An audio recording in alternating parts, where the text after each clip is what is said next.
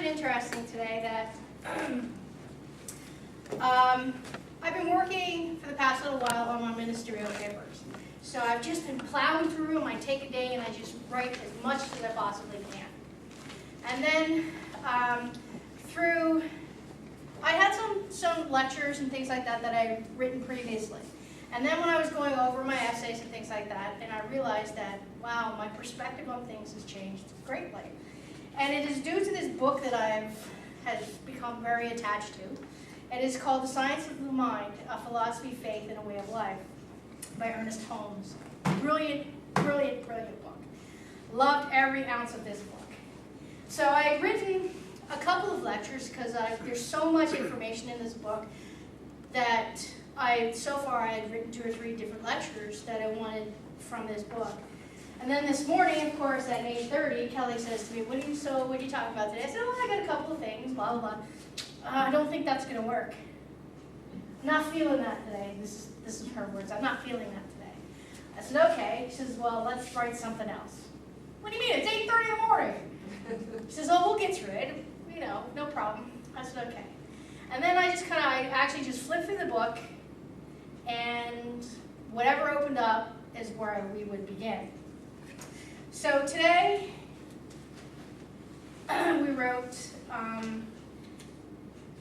about faith. Okay? Normally I don't read. I absorb the information and then I just go with it. But today we're going to do something a little different for me. The universe is a spiritual system. Its laws are those of intelligence. We approach it through the mind, which enables us to know, to will, to act. Prayer, faith, and belief are related to mental attitude. Prayer is the mental approach to reality. It's not the symbol, but the idea symbolized that makes prayer effective. Some prayers help us endure, while others transcend conditions. Prayer is a demonstration or a belief in an invisible law that has power over the visible.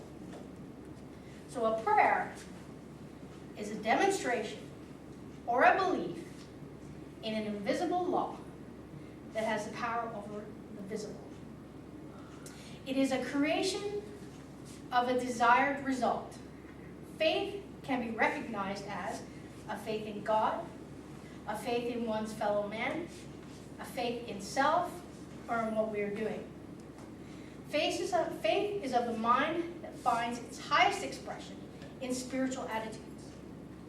It is always the individual who has faith in his own abilities, accomplishes far more than the individual who has no confidence in themselves.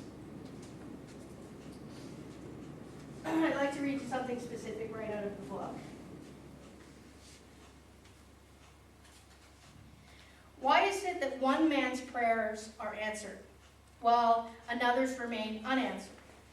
It cannot be that God desires more good from one person than another. It must be that all persons, in their approach to their reality, receive results, not because of what they believe in, but because of their belief. Faith is an affirmative mental approach to reality. So faith is an affirmative mental approach to your reality. It has been said that the world is suffering from a big fear. And the fear is that God doesn't answer our prayers. Fear, as we know it, is false evidence appearing real. It's nothing more than the belief that God will not supply us with what we need. We fear the loss of health, friends, property, and even death. But what is fear? Fear is nothing more than a negative use of faith. Faith misplaced. Okay? So it is the negative thought. Okay? In some, it is believed in 2 powers instead of 1. That there is a power that opposes God. an influence that has the ability to bring us evil. In other words, to correct all of the evils in the world, we would simply have to have positive faith. A faith that holds integrity in the universe. The universe, God, and the unity of all of life. We keep that on the positive, there isn't anything we can't do. We cannot have faith if we do not have, in some measure, an understanding of it. So I would like to share a little story, but actually I'd like Kelly to talk about it because Kelly's finished storytelling about our faith, a situation regarding our faith. When Allie and I were first going out, we went to Ohio. We were in Bonnie's first year class. We went to Ohio to my sister's. We went horseback riding. Now, both of us have been on horses. It's not like we're green about it. We were looking for this cave, and we got on the wrong path. Now, we were with two very experienced horseback riders, but we were on this hill that was horrendous. Anyway, we got into a situation. Allyson was in front of me, and her horse was having a hard time getting up this little ledge or step. My horse rather decided to change his mind and wanted to turn around. Well, we're on a path about this big, on a cliff that's like this, and here this horse I'm on, Sarah, decides to turn around. Now I'm sliding down this cliff. And of course, because the horse pulled her head forward, I lost reins. Okay, this is me on the horse, empty-handed. There's Allie on her horse going, "I'll save you." Tries to go and reach for me, which I'm more than 10 feet away from her. I dove off my horse. Falls off her horse. My brother-in-law, who's very intuitive, we call him the horse whisperer. He actually saves horses. All I hear, his voice, right rein left, or pull right rein. Oh, me? Horse goes, whoop, and stops. Allie falls. I see her fall. It's the second fall she had that day, but that's besides the point. So anyway. Both your fault, I meant. Yes, of course. We're talking about faith. We get off the horse, we get down the hill, we're getting it all together. She's having a meltdown. I almost lost you, but you didn't. I said, do you not have faith? Do you not know that God will take care of us? God just brought us together. He's not going to take us apart yet. We're not finished. And she just couldn't, because she had to have that control, because she needed to save me, because all of this and it all didn't work, and it was just this whole whirlwind of, oh my God, oh my God, oh my God. And I'm like, have the faith that what you need at that time will come. I swear to God, I sat there for 5 minutes with my arms out, going, okay, we're going down the cliff. I'll look for somewhere to bail. And it was all about the whole conversation that we had while Allyson was having her meltdown was faith. Because she wasn't the one that was going to die. I was the one that was going to die. All I saw was horse cliff. That's all I was going through. And that was, and it was an eye-opener, because I realized that where I was I believed in that faith, and I believed in the faith of the universe and God, and I knew that I was just going to be fine. And at that point for me, I recognized that there was a mistrust in my faith. And I had a clear understanding at that point what faith was, because I thought I knew what it was, but after that situation, I knew right away that I knew nothing. Knew absolutely nothing. We wish a faith based on the knowledge that there is nothing to fear. My fear? Horse over the cliff. Faith is the substance of things hoped for, the evidence of things not seen. The thought of faith molds the under-differentiated substances that bring into manifestation the things which was desired by the mind. So it's the manifestation of the things that we desire. This is how faith brings our desires forward. When we use our creative imagination in strong faith, it will create for us. Out of the one substance, whatever we have formed in thought, because thought is energy, and what you think you create.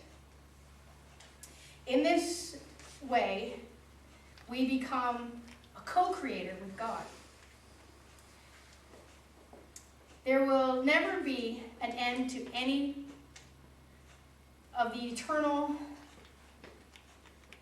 varieties of truth, love, and beauty.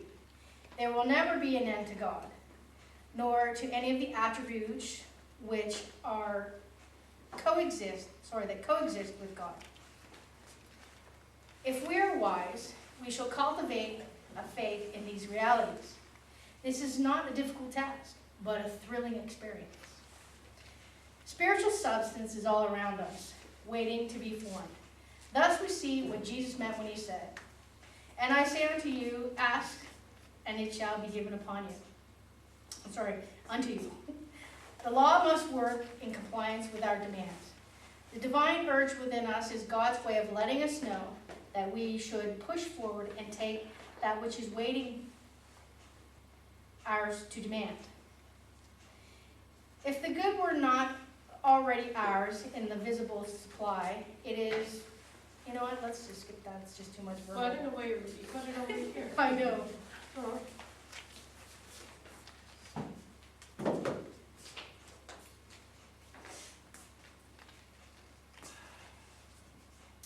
Okay, so I just wanted to express the fact that wherever prayer and faith touches reality, according to whatever your truth is, that prayer must always be answered. Say it again. I just want to, where faith? Wherever prayer and faith touches reality, according to whatever your truth is, then prayer must be answered. Prayer through history has been recorded many, many instances of healing through faith. This undisputed fact. Yet it is hard to believe in a divine power that responds more quickly to one than another. We are compelled to see that prayer is not an end of itself, but a means to an end. It is a way. The principle of governing faith is that when the one praying becomes convinced, his prayer will automatically be answered. That is faith, and that is belief in self, and that the universe and God will answer. Faith is equality. It's the same today as it was yesterday or thousands of years ago. It's never changed.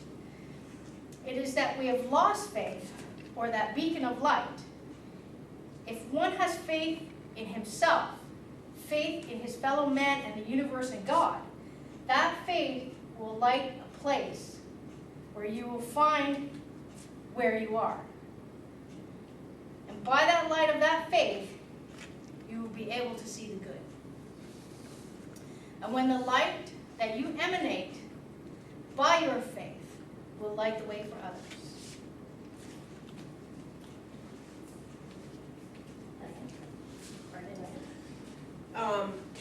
It's the whole with the light that you would emanate by your faith will light the way for others.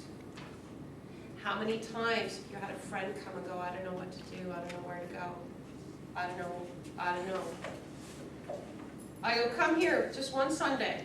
You just come here one Sunday and you'll spark that little light. Now my friend Diane came. Diane moved out to Alberta, knew no one. Before she left, I said, here's the Gateway Spiritualist Church. It's up on 14th Street. You go up there. Service is that Sunday at 7 o'clock. You go there. You decide whether you want to stay or not. And that's where you can begin. She's still there. She's been there for months. She went through flooding. She got her help. She's, has a base, has made great friends, and has sparked that. My friend Brian, same thing. Kelly, I love this place. This place is awesome because I brought him here a couple times. I need something. He's downtown Toronto. Off we went. We did Gay Pride. We did Saturday. Well, what did we find there? Some spiritualist center of Toronto. Okay, what are your tenets? This is me interviewing the church. What are your tenets? Oh, this guy was the minister. He started going blah, blah, blah, blah, blah. Okay, when's your service? Great, you have a website? Perfect, got his little bookmark off of, okay, Brian, you can go there. He's looking at it. Oh, no, we're good. Because, I was getting him talk, I was reading him, I was, listening, and I was doing this thing instead of doing this thing. So now he's now got a journey. He's decided to go and check that out for a few months. Just remember, and this is what I want to say, is just remember that, the people that you touch with your light, they come here, feel it, they can stay here, they can find their own path. It's just letting them spark their own light and remember that they are a part of God too. Okay, your turn. Well, actually, in closing, I just wanted to say, in order to keep faith, we must allow nothing to weaken our convictions, disposing of negative thought. Faith is built on the belief, acceptance, and trust. So when allowing negative thought to enter, it weakens these foundations, therefore weakening faith, affecting prayer and everything else that goes along with it. To solidify our faith, we must believe that God resides within. Faith is a spiritual conviction. It is the ascension of the mind and the embodiment of an idea, the acceptance of a concept. It is only when we let go of human will or ego, recognizing the pure essence of the spirit within, that thought ascends. Thank you.